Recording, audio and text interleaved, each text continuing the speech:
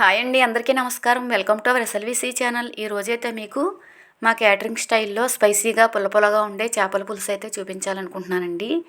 ఈరోజైతే మా క్యాటరింగ్లో 15 కేజీల చేప ముక్కలతో అయితే పులుసు అయితే పెట్టారు. అదైతే మీకోసం వీడియో తీశానండి. దాని తయారీ విధానం చూద్దాం. ముందుగా అయితే మెంతులు, ఆవాలు, జీలకర్ర అయితే తీసుకున్నానండి ఓ ప్లేట్లోకి. స్టవ్ వెలిగించుకుని ఆయిల్ హీట్ ఎక్కిన తర్వాత దాంట్లోకి మనం ముందుగా తీసుకున్న తాలింపు అయితే వేసేసుకున్నానండి. అవి కమ్మటి వాసన వచ్చేంత వరకు ఉంచుకుని చిటపటలాడిన తర్వాత దాంట్లోకి కొద్దిగా కరివేపాకు, సన్నగా తరిగిన ఉల్లిపాయ ముక్కలు కూడా వేసేసుకుని బాగా ఫ్రై చేసుకోవాలి. ఈ విధంగా చూసారు కదా, గోల్డెన్ బ్రౌన్ కలర్ వచ్చేంత వరకు మనం దగ్గరుండి బాగా ఫ్రై చేసుకోవాలండి. ఇది బాగా ఫ్రై అయిన తర్వాత దాంట్లోకి నేను గ్రేవీ కోసం ఉల్లిపాయ టమాటా పేస్ట్ అయితే కొంచెం ఎక్కువగానే మిక్సీ పట్టామండి. ఇది కూడా దాంట్లో వేసుకుని ఒక్క 10 నిమిషాల పైనే ఉడికించుకోవాలండి ఆయిల్లోని. తర్వాత వచ్చేసి చేపల మసాలా అండి. ఇది జీలకర్ర, ధనియాలు, వెల్లుల్లిపాయలండి మిక్సీ పట్టేసుకుని పక్కన పేస్ట్లా ఉంచుకున్నాను. ఆ పేస్ట్ అయితే బాగా ఉడికిన తర్వాత ముందుగా ఇది మసాలా కూడా వేసుకుని ఒకసారి కలుపుకోవాలండి పచ్చివాసన పోయేంత వరకు. దాంట్లో కొద్దిగా అల్లం వెల్లుల్లి పేస్టు, పచ్చిమిర్చి కొంచెం ఎక్కువగానే పడతాయి కదండి చేపల కూర అంటే. దాంట్లోకి నాటుపెట్టిన పచ్చిమిరపకాయలు, బెండకాయ ముక్కలు కూడా వేసుకున్నామండి. అదొకసారి ఈ విధంగా కలుపుకొని దాంట్లో సరిపడగా ఉప్పు, కర్రీకి కొద్దిగా పసుపు కూడా వేసుకుని ఒకసారి కలుపుకోవాలి. ఈ విధంగా ఉప్పు వేసిన తర్వాత ఒక 2-3 నిమిషాలు మనం గ్రేవీ ఉడకనివ్వాలండి, కొంచెం మగ్గుతుంది. తర్వాత వచ్చేసి మీకు మెయిన్గా కారం కదండి, చేపల కూర అంటే కొంచెం కారం ఎక్కువగానే పడుతుందండి. కొంచెం మంచిగా ఉండే కారం తీసుకుని కొంచెం ఎక్కువగానే వేసుకోవాలి. కారం బాగా కలుపుకోవాలి. ఈ విధంగా చూసారు కదా, కారం వేసిన తర్వాత గ్రేవీ అంతటికీ పట్టేలాగా ఒకసారి కలుపుకునే విధంగా కొంచెం మెంతాకైతే వేసాను నేను. అది కూడా వేసిన తర్వాత మీకు మెయిన్గా పులుపు కదండి, మేము ఒక 2 గిన్నెల వరకు చింతపండు పులుపు అయితే తీసుకుని పక్కన పెట్టుకున్నాం. 2 గిన్నెలు అయితే వేసుకున్నామండి పులుపు తీసుకొచ్చి. ఈ విధంగా కలిపేసుకుని మొత్తం గ్రేవీని ఒక 20-30 నిమిషాల వరకు, ఒక అరగంట వరకు చిక్కబడేంత వరకు ఉడికించుకోవాలండి పులుసుని.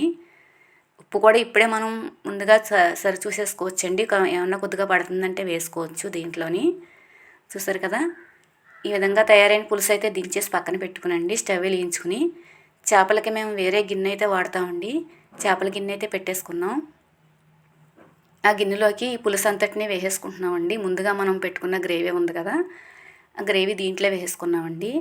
ఆ తర్వాత అయితే చేప ముక్కల్ని ముందుగా మేము కడిగేసి అయితే పక్కన పెట్టుకున్నామండి. 15 కేజీల చేప ముక్కలు ఉప్పు, పసుపు, పెరుగు వేసి బాగా తోమించి పక్కన పెట్టుకున్నామండి. వాటిని అయితే తీసుకొచ్చి ఈ గ్రేవీలో అయితే వేసేసుకుంటాం. చూసారు కదా, ఈ విధంగా వేసేసుకుని ఒకసారి ముందుగానే గరిటతో కలుపుతామండి. తర్వాత అయితే అసలు గరిట పెట్టం ఇంకా. ఇప్పుడు వేసిన వెంటనే ఒకసారి సరి చేసుకుంటారు మొత్తం అన్నీ పులుసులో మునిగేలాగా ముక్కలన్నిటిని. ఇవన్నీ కలిసిన తర్వాత ఒకసారి ఉడకనిస్తారండి కొంచెం సేపు. చూసారు కదా, దానిపైన కొద్దిగా గరం మసాలా వేసామండి. చివరగా కొంచెం కొత్తిమీర. ఇది వచ్చేసి మామిడికాయ ముక్కలండి, చీల్చినవి చిన్న ముక్కలు. ఇవి కూడా వేస్తారండి మాకు. ఫిష్ కర్రీకి చాలా బాగుంటుందండి, మధ్య మధ్యలో తగులుతూ ఉంటాయి మనకి.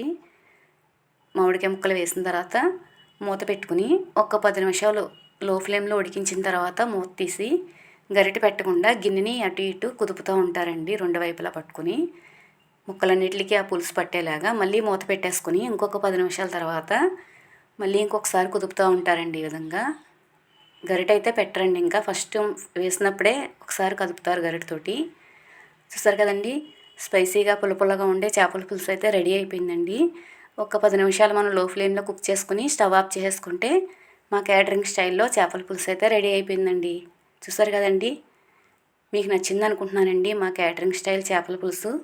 మా వీడియో నచ్చితే తప్పకుండా లైక్ చేయండి, షేర్ చేయండి, సబ్స్క్రైబ్ చేసుకోండి. చూసారు కదండి, మీరు కూడా తప్పకుండా ట్రై చేయండి. థ్యాంక్ యూ అండి.